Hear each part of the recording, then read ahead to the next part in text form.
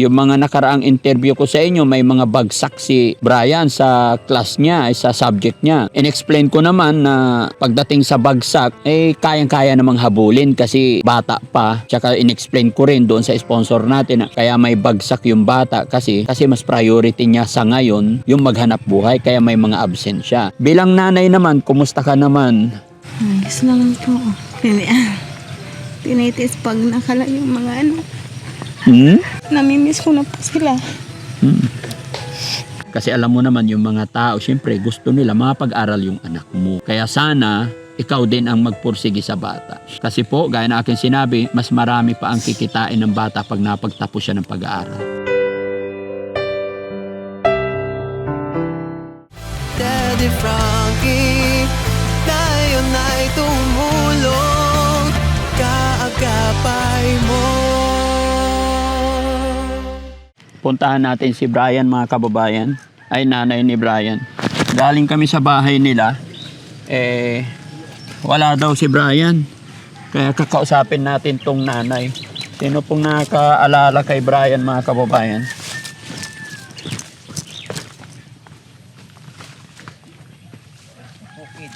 Morning po.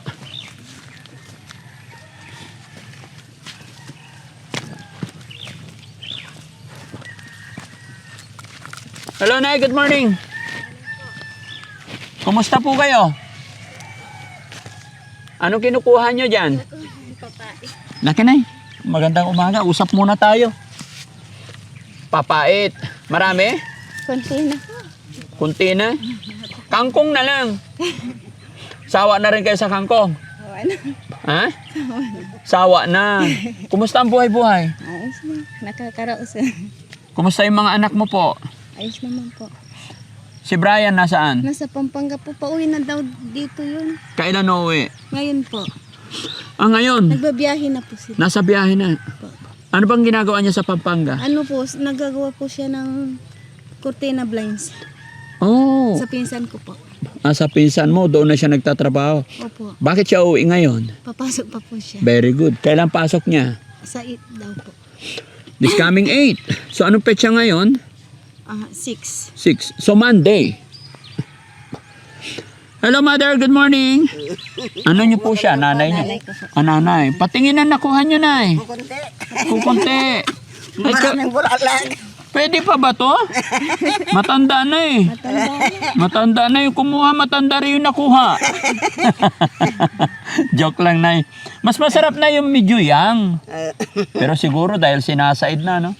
Tapos gisa lang sa kamatis. Yung mga kababayan kung gaano kahirap ang buhay. Sila nanay nagtsatsaga sa papait. Taas kamay, sinong nakakaalam ng gulay na to? Paborito ko to. May mabibili sa palengke, malagong malago. 20 pesos ang tali, ang dami na. Alaga. Alaga yon. Ayun, Ito, kailan nyo to iluluto? Ngayon, pang-almusal. Kawawa naman. Ilang taon na po kayo, Nay? 69. Dito po kayo. Baka makagat ka dyan ng langgam. Ay, ito. Hawakan nyo po. Anak nyo po siya. Opo. Magkamukha no? Pag tumanda ka na, ganyan din mukha mo. No? Oo. Ilang taon ka na 38 po. Bata pa. Kaya slim pa. Kaya pag tumanda, nagkaedad, naging lola kagaya ni lola, magkamukha na kayo. Ha?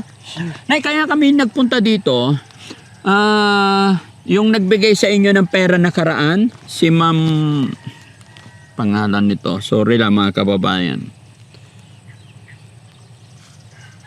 Si Ma'am Erlinda Rubilios.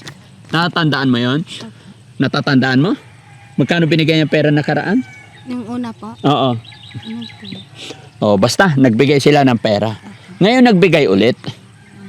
Salamat. Kaya lang may mga gusto siyang mangyari na kailangan kasama yung mga anak mo, kasama yung si Brian especially, no? At pinapatanong niya sa akin kasi yung mga nakaraang interview ko sa inyo, may mga bagsak si Brian sa class niya, sa subject niya.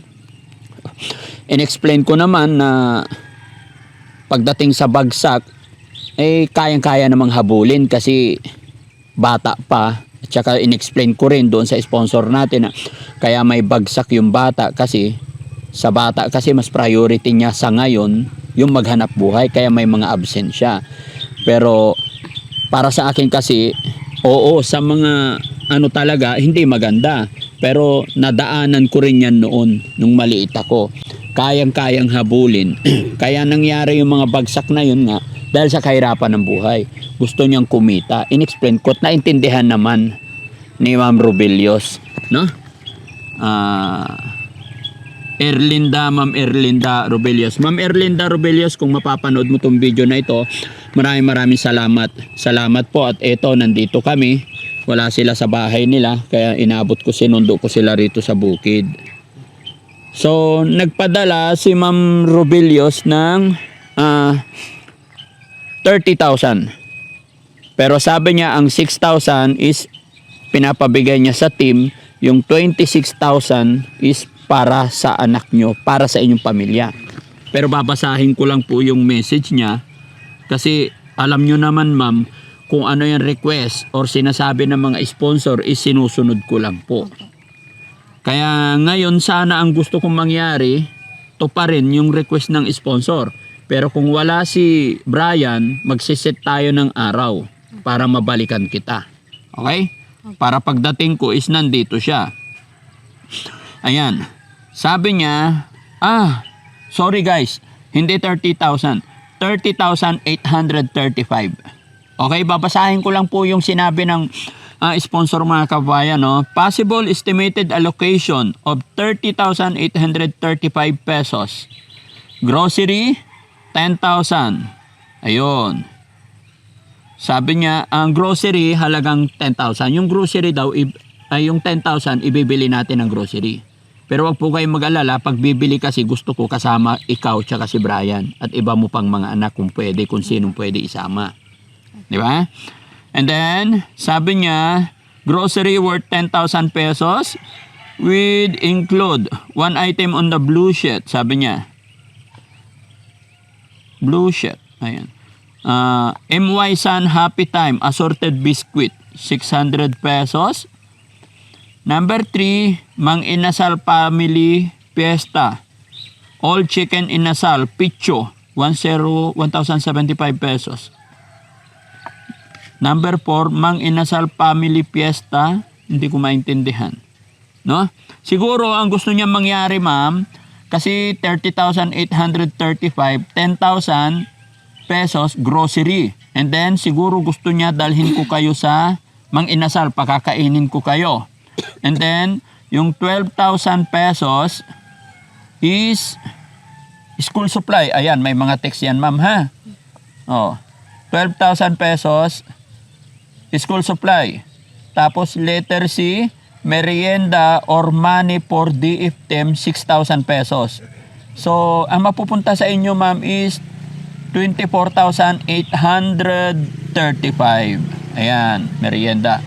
Sabi niya, balance if ever there is will be, Brian Packet. Pag may matitira pa daw doon sa 10,000, tsaka 12,000, and then pang Mang Inasal, pag may matitira, pocket money ni Brian. Although wala si Brian, mga anong oras darating na?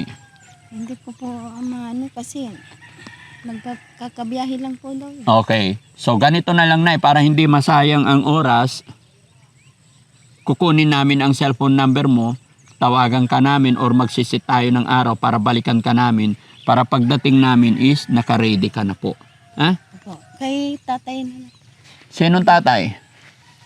Wait lang na Huwag ka muna umalis, nag-usap pa tayo. Excited ka naman Usap pa tayo. Happy ka ba na Kumusta ba ang si Brian? Ayos naman po siya. Ilang buwan siya nagtrabaho doon? Walang isang buwan. Oh. Sinong nagdala sa kanya doon? Yung pinsan ko po, sinando po sila. Oh. Kasi Ilan taon nga ba si Brian? 15 pa. 15. Okay, very good sa kanya kasi matututo talaga siya maghanap buhay. No, pero bilang nanay, sana priority mong maging backer kanya, pursige mo na makapagtapos siya ng pag-aaral.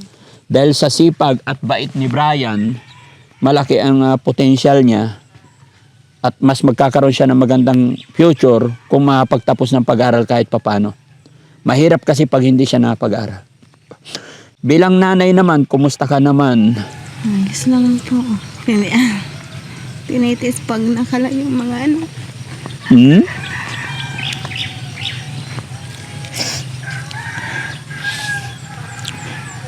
Namimiss ko na po sila. Bakit? Ilan ba yung anak mong nasa malayo? Yung panganay po sa kasya. Panganay na isa, at saka si Brian. Maiwan po yung isa doon. Maiiwan yung isa doon. Ilan ang anak mong nandoon? 3? Dalawa po. Yung panganay maiiwan doon. Bakit siya maiiwan? Hindi na siya mag-aaral. Tapos na po siya. Tapos na siya saan? Sa grade 12 po. Tapos na siya sa grade. Kaya magtatrabaho na siya sa blind. Blind curtain yun? Opo. Okay. Magkano naman sweldo niya doon? Ano po, 1.5 po isang linggo. 1.5. Opo. Isang linggo, 1.5. Opo. Yun daw ang sabi. Kaya hindi ko po alam kasi hindi pa siya umuwi eh. Yun lang po yung sinasabi nila. Pero napakaliit noon kung 1.5. Opo. Magkano na ang minimum wage kasi ngayon? Kawawa ang mga bata pag isang linggo, 1.5. Dapat lilinawin mo po bilang nanay yung nasa tama po para hindi kawawa yung mga anak mo. No? Bilang nanay, maging mausisa ka rin po para sa mga anak mo. Ano? Ikaw ang lakas nila. So, dalawa yung anak mo nagtatrabaho, si Brian tsaka yung panganay. So, ilan yung kasama mo dito sa bahay? Ano po, 5 po.